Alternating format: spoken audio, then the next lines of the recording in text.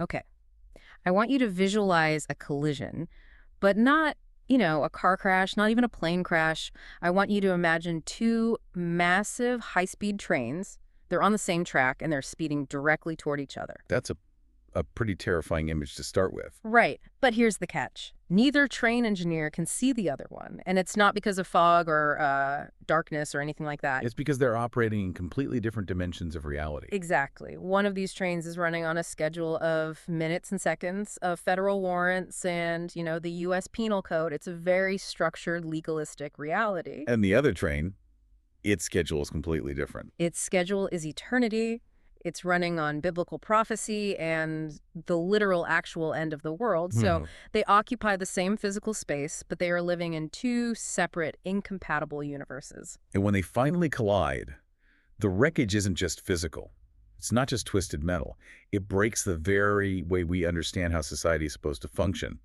It shatters the narrative. Well, it does. And that's where we're going today. We are looking at an event that I think everyone thinks they know, but very, very few actually understand. We are going back to 1993. The Branch Davidian siege in Waco, Texas. Exactly. But, and I want to be really clear about this right up front, we are not going to give you the typical true crime timeline of, who shot who. We're not doing the sensationalist take. No.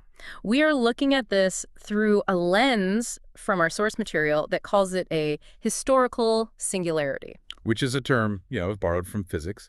It usually refers to a point where the normal laws of space and time just completely break down, like inside a black hole. I like that analogy, a black hole. And when you look at the sources we have today, and we're talking about sociologists, forensic analysts, systems theorists, that is exactly what happened to Waco. Yeah. It was a catastrophic collision between two incompatible, what they call epistemological systems. Okay, let's unpack that immediately, because epistemological systems is a bit of a mouthful. It is, yeah. We're basically talking about ways of knowing, right? Two totally different operating systems for reality. Precisely. It's about how you process truth, how you decide what is real. On one side, you've got System A, the rational bureaucratic state. So the FBI, the ATF, the Department of Justice, the whole machine. The machine of the state. And its operating system is built on, logic, on territorial control, on linear time, and the sequential application of force. If you do X, we do Y. It's a flowchart. It's predictable. It's procedural. And then you have System B. That's the Branch Davidians inside the Mount Carmel Center. Right. And their operating system is something else entirely. It's a hermetic, apocalyptic cosmology. It's completely sealed off from the outside world's logic. To them, external events like a tank knocking down a wall, that's not a legal maneuver. It's not a police tactic. No, it's a literal fulfillment of a biblical prophecy written 2,000 years ago. They're seeing the world through this filter of ancient scripture. So when the FBI thinks they're just serving a warrant, the Davidians think they're seeing an angel from the book of Revelation pouring out a bowl of God's wrath. And this mismatch, it leads us to the core concept from our sources today, especially from the work of a sociologist named Stuart Wright. He calls it the co-production of violence. Which is such a fascinating and honestly a really disturbing way to put it. It is. Because it implies that the tragedy wasn't pre-written by the cult wanting to die, which was one narrative. Nor was it just the government wanting to kill them, which was the other narrative. It was created, it was co-produced, moment by the real-time interaction between these two systems that could not understand each other. And that is the mission of this deep dive. We're going to dissect the entire 51-day siege from February 28th to April 19th, 1993, using systems theory, using forensic analysis, and what we might call theological decoding. We have to. We need to look at what the sources call the entropy of the state, these legal feedback loops, and all the intense technical controversies about the gas, the fire, the infrared data. We're moving beyond that simple binary narrative of cult versus law and into a much darker, more complicated story of complex systems failure, a machine that literally could not stop itself. So yeah, buckle up. We're going into the source code of this disaster. And let's start right there with that source code, because to understand the crash, you have to understand the software running on both sides. And from the FBI's perspective, the software running inside Mount Carmel, it was just noise. It was irrelevant. Right. The sources really hammer this point home. The secular view, which was the FBI's view, and let's be honest, the media's view too, was that David Koresh was, at his core, a con man. A simple charlatan. Yeah. The theology was just a pretext, a clever scam to get what all con men want. sex, power, and money. It's the classic narrative, right? He doesn't really believe this nonsense. He's just using it to control his followers. And that was their first, and maybe their most, fatal error. That one assumption is the root of the entire disaster. Because it wasn't a scam. No. For the residents of Mount Carmel, and by all accounts, for Koresh himself, theology wasn't a hobby. It wasn't a con. It was, as we said, an operating system. It dictated everything. Everything. It dictated their diet, their lifestyle, who they were allowed to marry, and crucially, their defense strategy. It was the lens through which every single event was interpreted. I think we need to get very specific about Koresh's identity here. Because to the outside world, he's just Vernon Howell, a high school dropout, a failed rock musician who changed his name. But to his followers, he was something incredibly specific. And it wasn't Jesus, right? That's a common mistake. It's a very common misconception. No, he did not claim to be Jesus Christ in the sense of the Good Shepherd or the Son of God. Yeah. He claimed to be the Lamb. The Lamb from the book of Revelation. Specifically from Revelation chapter 5, verse 2. In the Bible, there's this scroll, and it's sealed with 7 seals. And this scroll contains the entire history of the end of the world, the judgments, the apocalypse, everything. And the text asks this question: who is worthy to open the scroll and break its seals? And the answer isn't a king or a great warrior or a priest. The answer is the Lamb.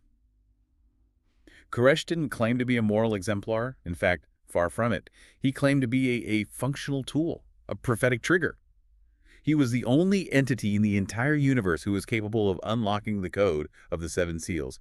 His job was to decode the end times. And this is where it gets so incredibly nuanced and why the FBI just couldn't get their heads around it. The sources use this term, sinful messiah. Yes. And I have to admit, that's something I struggled with at first. How do you follow a guy who, drinks beer, plays loud rock music, has a temper, and is sleeping with multiple women, including underage girls, and still see him as a messianic figure? It's the ultimate cognitive dissonance for an outsider. And the FBI thought this was their leverage. They thought, okay, let's expose Koresh's moral failings. We'll play tapes of him with other women. We'll show his followers he's a sinner, a statutory rapist, a fraud, and then they'll abandon him. Which makes perfect logical sense in System A. Right. If a politician is caught in a scandal, they lose their voters. If a CEO is, their board fires them. Exactly. But in System B, that logic is completely inverted. The followers already knew he was a sinner. That was part of the deal. His job wasn't moral perfection. His job was decoding the end of the world. So the sinfulness was, what, incorporated into theology? It was central to it. The doctrine taught that this final messianic figure, the Lamb, had to descend into the lowest depths of human sinfulness, what they called the mire, in order to truly understand it and ultimately redeem it. So wait, if he's sinning, she's just doing his job. In a deeply twisted way, yes. It created an authority structure that was completely unfalsifiable. If he was good and righteous, well, he was the Messiah. If he was bad and sinful, he was the sinful Messiah, fulfilling the prophecy of the despised and rejected one. You couldn't challenge him on moral grounds. But his authority was based on text. That seems to be the key here. The absolute key. He had to prove everything he said by connecting verses throughout the Old and New Testaments. He would do these Bible studies that went on for 10, 12, 15 hours straight. And this is what's so tragic about the whole thing. The sources we have, especially from scholars like James Tabor and Philip Arnold, who are consulting with the FBI, they point out that this offered a massive, completely missed opportunity for negotiation. It was the only off-ramp they ever had, and they drove right past it. If the FBI had actually engaged him on the level of Scripture, they might have been able to change the outcome. You mean literally debating him, sending in a biblical scholar to say, David, you're reading that verse in Daniel wrong, and here's why. Precisely that. Yeah. Because Koresh was obsessed with being scripturally correct. His entire legitimacy rested on it. If a scholar could show him a contradiction or a different interpretation that he couldn't refute from the text, he would have had to address it. It would have shaken the foundation of his claims. But the FBI just stood it. They heard Bible talk. They logged it as Bible babble. It was noise to them. They didn't realize it was the only channel for negotiation that actually mattered to the people inside. Let's get into the specifics of that. Let's talk about the 5th seal, because based on our outline, this seems to be the engine that drove the entire 51-day siege. It is the absolute non-negotiable key to understanding the Davidian mindset during those 51 days. It comes from Revelation chapter 6, verses 9 through 11. Okay, so what does it say? The 5th seal is opened, and the writer John sees under the altar the souls of those who had been slain for the word of God. the martyrs, and they cry out in a loud voice, asking for justice. They say, "How long, O Lord, holy and true, until you judge and avenge our blood on those who dwell on the earth?" They want revenge. They're asking God to start the apocalypse now. They are. And the answer they get from God is fascinating. They're each given a white robe and told to wait a little longer. Wait for what? Until the number of their fellow servants and their brethren who were to be killed as they had been was completed. Oh my God. Okay, let's apply this directly to February 28th, 1993. The ATF raids the compound to serve warrants for illegal firearms. A massive, chaotic gunfight breaks out. 4 ATF agents are killed, but 6 Davidians are also killed in that initial firefight. So to the ATF, to the media, to the world, that was a botched raid, a tactical failure, a tragedy. But to the Davidians inside Mount Carmel, That was the opening of the 5th seal. The prophecy had begun. The first martyrs were now under the altar crying out. and the wait a little longer part? That became the siege. Those 51 days weren't a standoff to them. They were a biblically mandated holding pattern, a holy waiting period. So they weren't waiting for the FBI to go away. No, they were waiting for the second attack. They were waiting for Babylon, which they had identified as the U.S. government, to come in and kill the rest of them, to complete the number of martyrs and trigger the final judgment. This creates a terrifying feedback loop, doesn't it? Because the FBI is operating on a completely different model, a pressure model. It's the ultimate tragic feedback loop. The FBI thinks they aren't coming out. We need to apply more pressure. Let's bring in tanks. Let's cut the power. Let's make them uncomfortable. But every single time the FBI ramped up that pressure, the Davidians didn't see law enforcement tactics. They saw prophecy coming true before their very eyes. They saw the armies of Babylon encircling the camp of the saints, just like the Bible said would happen. So Koresh could just point out the window and say, "See, I told you this would happen." Exactly. See? David told us the tanks would come. David told us they would cut the lights and torment us. The more aggressive the FBI became, the more convinced the Davidians were that Koresh was a true prophet. So you have the FBI pushing harder and harder to break their resolve, and that very act of pushing is what was forging their resolve into steel. It's a self-fulfilling prophecy generated by 2 systems that literally cannot read each other's signals. The FBI was pouring gasoline on the fire of their faith, thinking it was water. Speaking of signals, let's talk about the surveillance. Because the FBI wasn't flying blind, right? I mean, they had that place wired for sound. Oh, absolutely. They called it the electronic panopticon. They had the compound thoroughly, and I mean thoroughly, bugged. They had parabolic microphones aimed at the windows from hundreds of yards away. And the sources mention a detail that it always sticks with me. The milk cartons. The bugs in the milk cartons, they were sending in milk for the children, and they had hidden listening devices inside the cartons. It's an incredible detail. Okay. Yes, they are hearing everything. They're hearing the conversations at the dinner table. They're hearing Koresh preach. They had the data. But they lack the information. And there's a huge, huge difference. And this brings us to this critical concept from the analysis, semantic deafness. Semantic deafness. I love that term. They could hear the words, the sounds, the syllables, but they couldn't hear the meaning. Precisely. Imagine you're an FBI tactical agent. You're trained in hostage rescue, in identifying threats, in spotting the sound of a weapon being loaded. You're listening to these tapes from inside Mount Carmel. And what do you hear? You hear hours and hours of David Koresh reading scripture. You hear the group discussing weird verses from the book of Daniel and the book of Revelation. And you probably think, God, this is so boring. This is just religious nonsense. When are they going to talk about the guns? When are they going to reveal their tactical plan? And the FBI agents, they literally logged this as Bible babble. They did.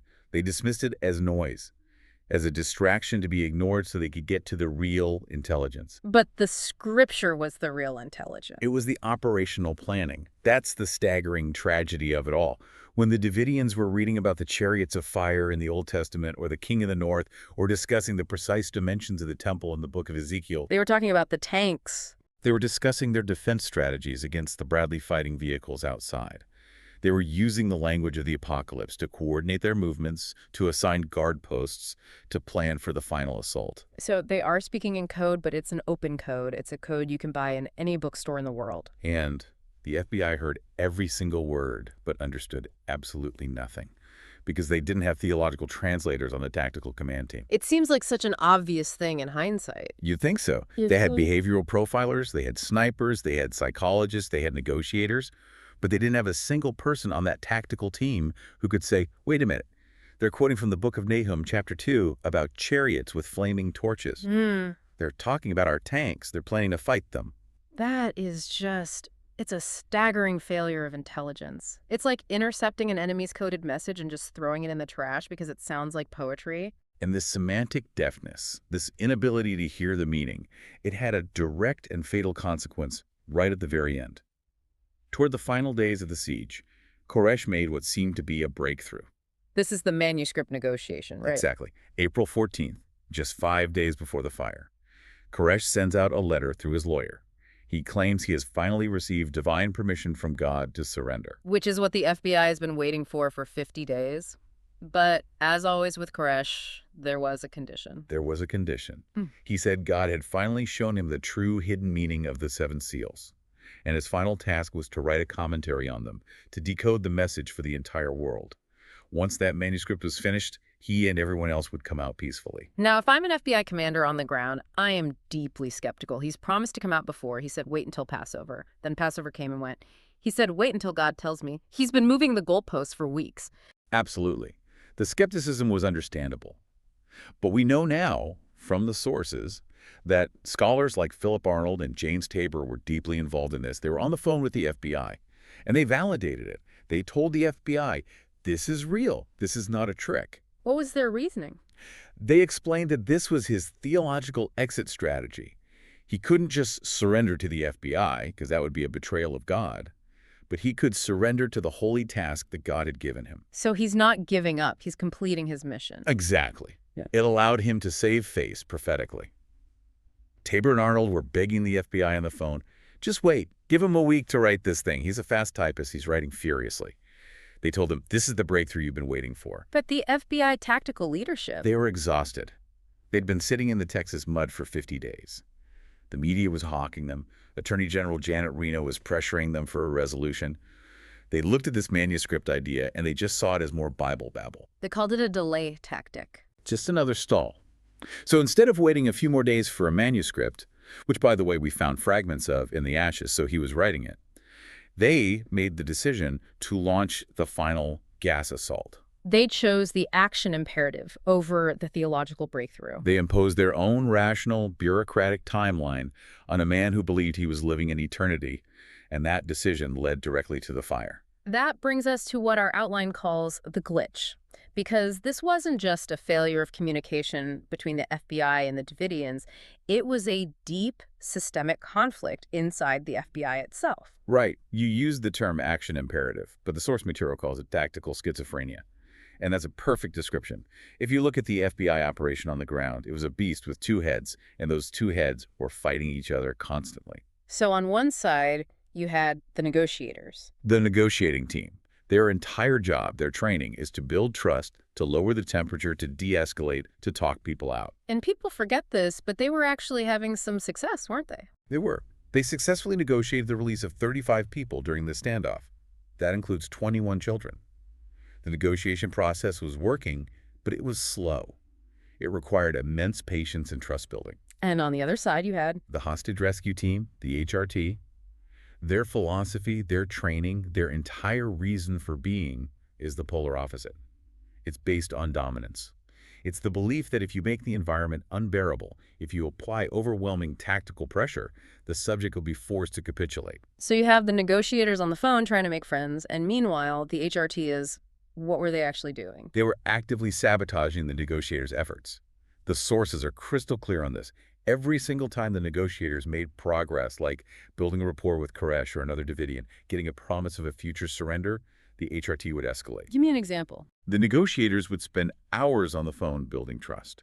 Then, in the middle of the night, the HRT would cut the power to the building.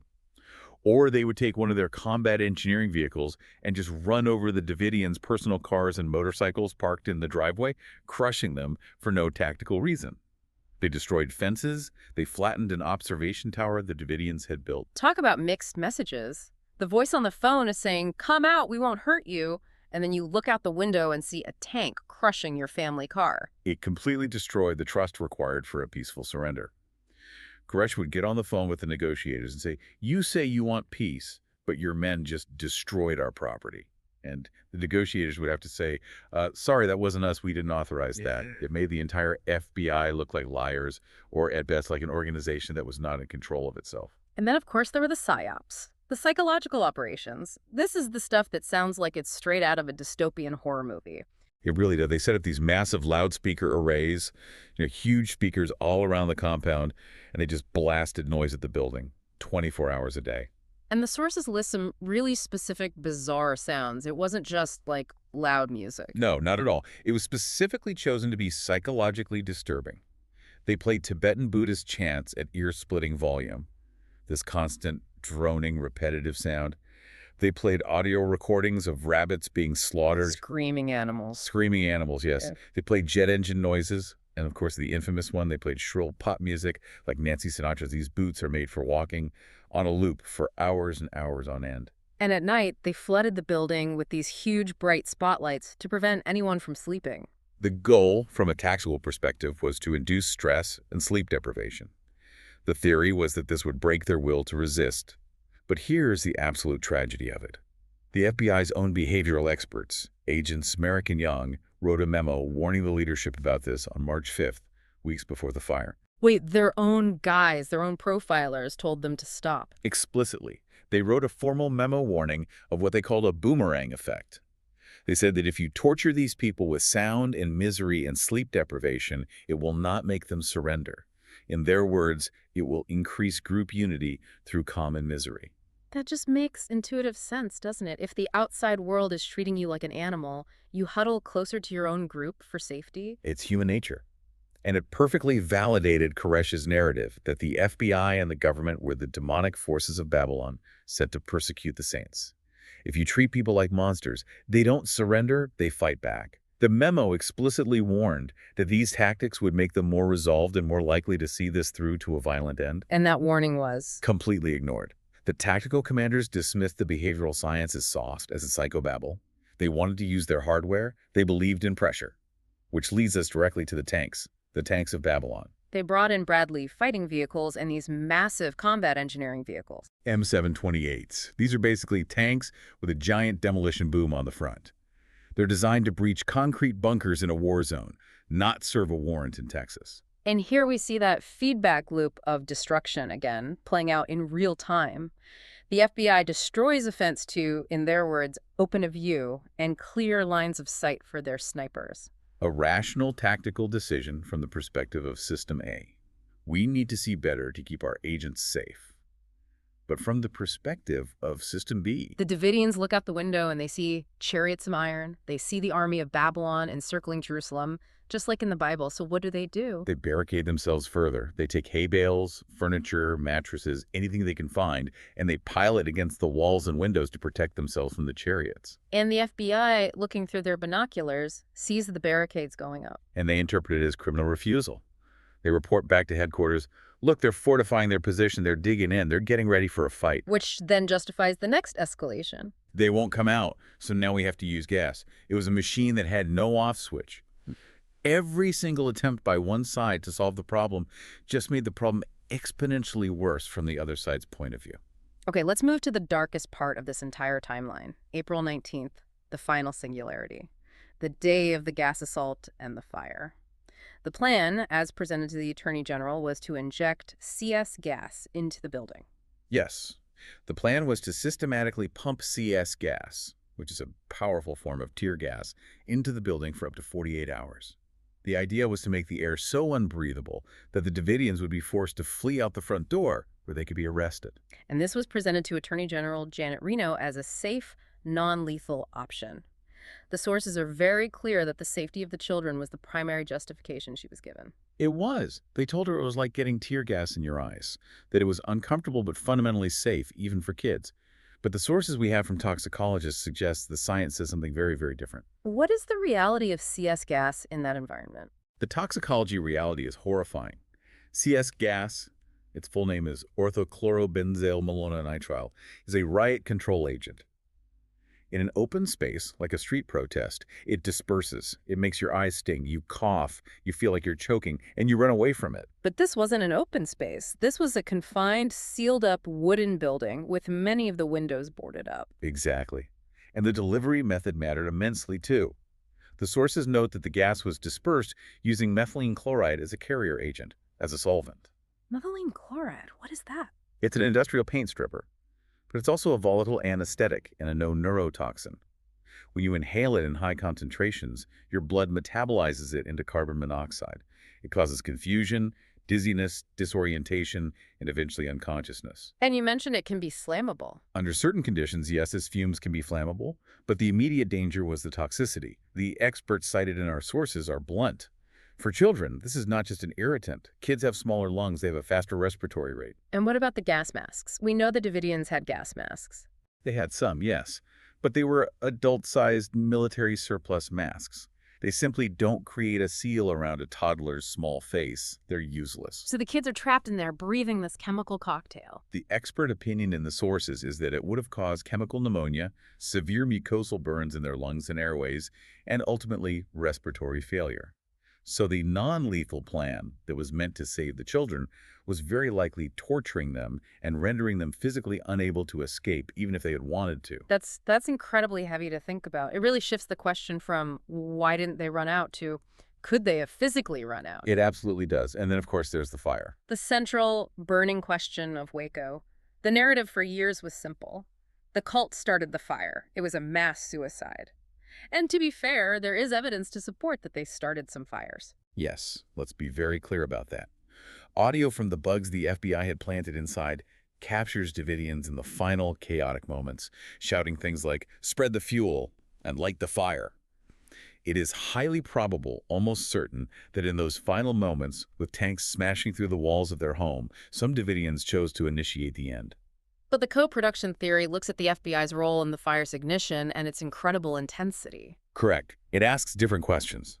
Did the tanks, as they smashed into the building, knock over propane tanks or lanterns?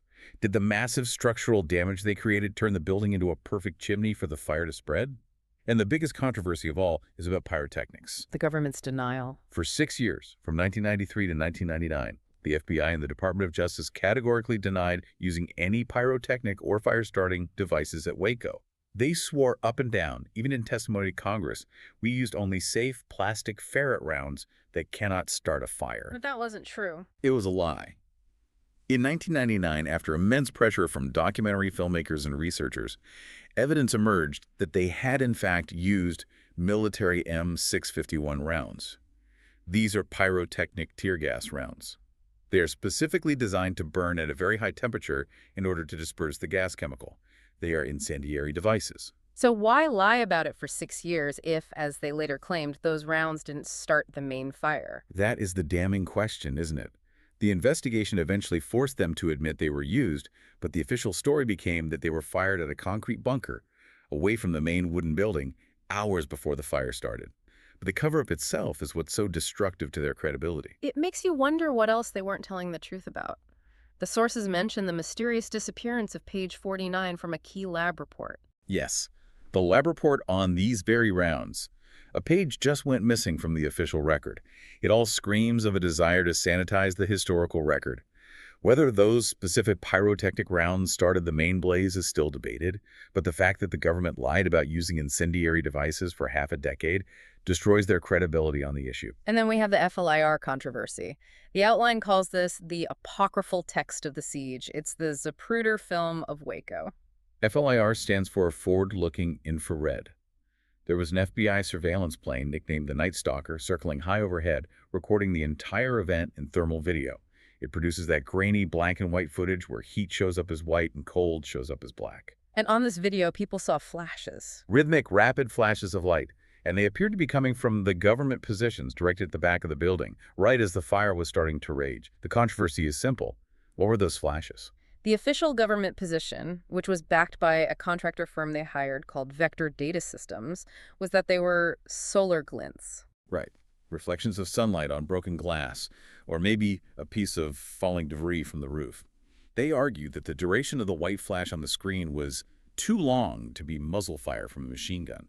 But independent analysts, people like the physicist Edward Allard and the infrared expert Barbara Grant, they looked at the same tape and came to a fundamentally different conclusion. They did, and they conducted field tests to prove it. This is where the science gets really interesting. They show that when you fire an automatic weapon and record it on this type of thermal video, the intense heat of the muzzle flash completely saturates the sensor. It creates a visual artifact, a bloom, that stays on the screen for several frames, much longer than the actual bullet or the physical flash itself. So the government's too long argument doesn't actually hold up under testing. Not according to these independent analyses. They argued that this blooming effect perfectly matches what's seen on the video. Furthermore, they argued that solar reflections on glass, in infrared, tend to look diffuse or spread out. They don't look like the sharp, rhythmic point sources seen on the tape. So if those flashes were gunfire, what is the implication? The implication is massive. It suggests suppression fire. It suggests that as the building was burning, federal agents may have been firing at the exits to keep the Davidians from coming out, or at the very least firing into the building to suppress any potential return fire from the Davidians. Which completely contradicts the simple mass suicide narrative that says the Davidians purely chose to stay inside and die. It changes the event from a tragedy into a containment operation. If the government was actively shooting into a burning building filled with women and children, that's a war crime level event. It remains an unresolved scientific debate. Experts still argue about it, but it casts a very long, dark shadow over the official story. It certainly does. Now, the siege ended in ashes on April 19th. 76 people died, including 25 children and 2 pregnant women. But the story didn't end there. The sources talk at length about the legal aftermath, the constructing of guilt. Yes, the legal battles that followed were, in their own way, just as fascinating and terrifying as the siege itself. You have to look at the trial of the surviving Davidians, the case called United States v. Branch. The government needed a conviction. They needed to put someone in jail for the deaths of those 4 ATF agents.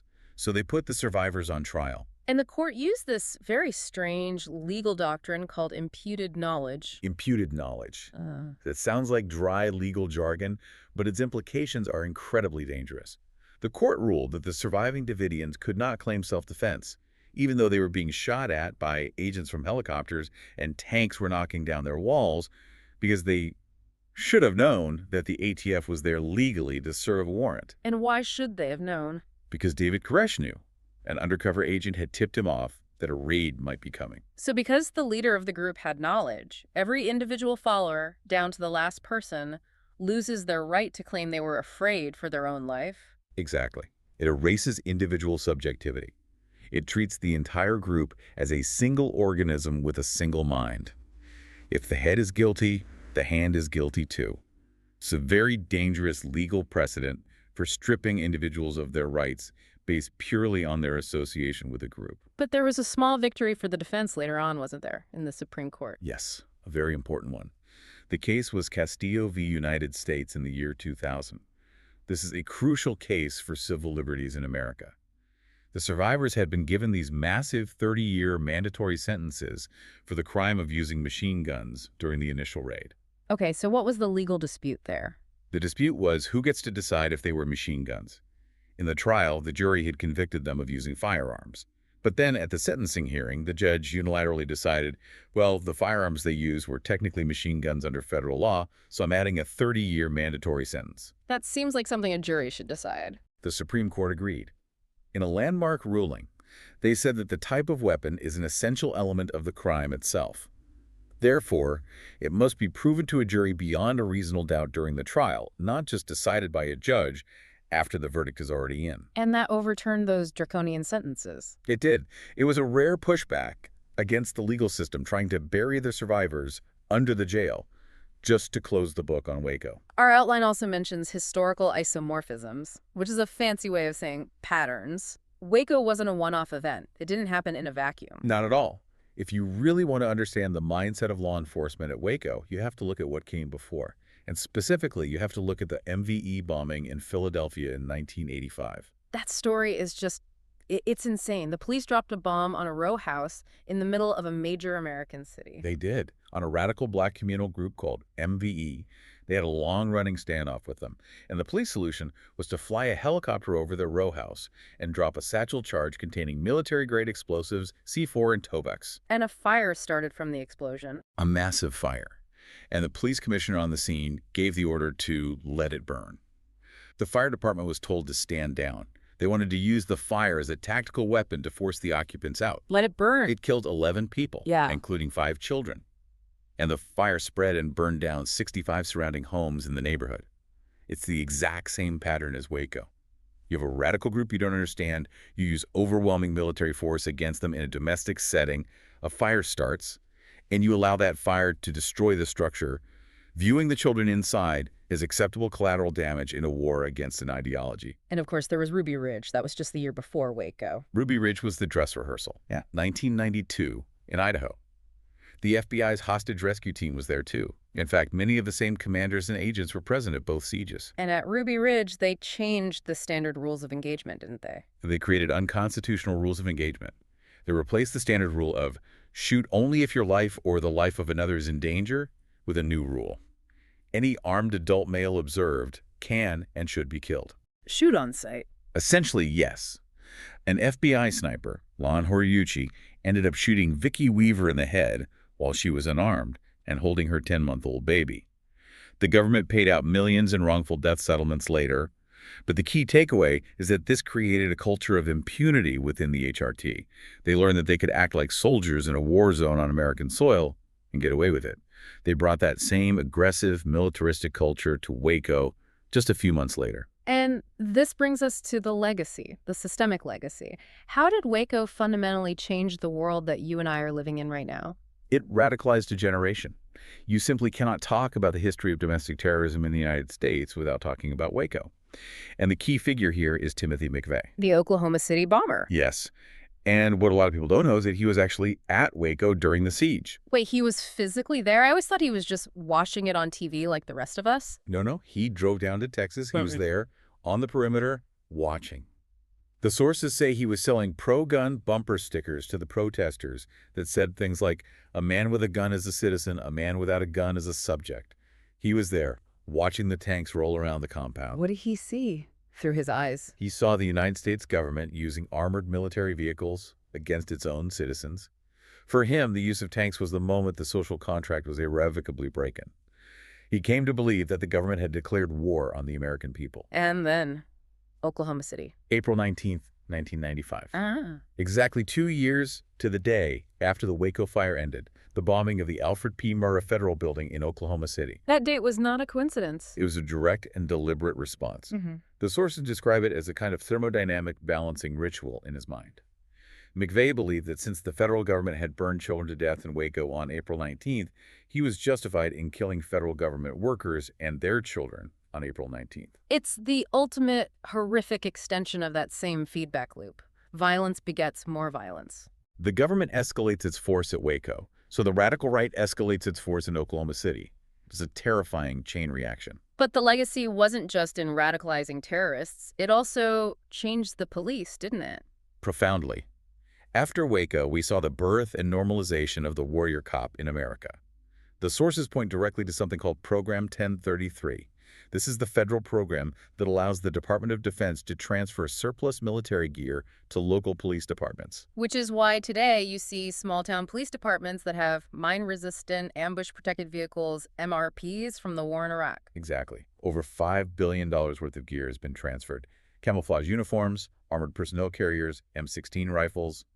Waco standardized the idea that the police should look and act like an occupying army rather than community peacekeepers. The tactics changed too, not just the gear. Yes, the tactic of dynamic entry. The idea that you serve every warrant by smashing the door down, throwing in a flashbang grenade, and screaming at the occupants. That highly militarized paramilitary approach to routine policing became normalized after Waco set the precedent. You see the direct visual echoes of Waco in the police response to the Ferguson protests in 2014. You see police in camouflage standing on top of armored vehicles, pointing sniper rifles at American citizens. That imagery, that posture, it starts at Mount Carmel. It normalized the militarization of domestic American policing. It did. In many ways, we are all living in the world that Waco built. Wow. We have covered a lot of ground today. I mean, from the theology of the Seven Seals to the chemistry of CS gas to Supreme Court rulings. So what does this all mean? How do we synthesize this two-sided catastrophe? I think we have to come back to that initial idea from the sociologist Stuart Wright, the co-production of catastrophe. It takes two to tango, or in this case, it takes two sides to burn down a building full of people. It was a double blindness. The FBI saw criminals who were using religion as a tool. They did not see true believers. And the Davidians saw the demonic armies of Babylon. They did not see federal law enforcement agents. And there was no mechanism in the entire system to correct that fundamental error in perception. There was no off switch for the escalation. The system was designed to crush resistance, not to understand it. And that is the ultimate tragedy. It was a complex system failure. It wasn't just one bad decision or one bad agent. It was a cascade of incompatible logics that created a vortex from which there was no escape. I want to leave our listener with one final thought here, something that really, really sticks with me from reading these sources. Yeah. It's about this concept of anarchy and order. We tend to think of the state as order and these radical groups as anarchy, but what if, in this case, the state's version of order, which was rigid, bureaucratic, uncomprehending, and violent, what if that system of order actually created the chaos it was trying to stop? That's a really powerful observation. If the state cannot understand or translate languages that exist outside its own procedural logic, if it can't speak religion, if it can't speak radical ideology, is it then destined to generate the very monsters it seeks to destroy? It creates the Timothy McVeighs. It creates the martyrs for the next generation of radicals. It creates the fires. Exactly. And that's why Waco still matters. It stands as this smoking monument. It's a permanent warning against the arrogance of power and, maybe more importantly, a warning against the profound danger of religious illiteracy in our secular institutions. If you don't understand what someone truly believes, you cannot predict what they will do. And if you force them into a corner, you might just end up fulfilling their most terrible prophecy for them. And that is a terrifying thought to end on. Thank you for joining us on this deep dive. It's always a pleasure. Stay curious, everyone. Question the official narrative. And always remember, there's another layer to the story. We'll see you next time.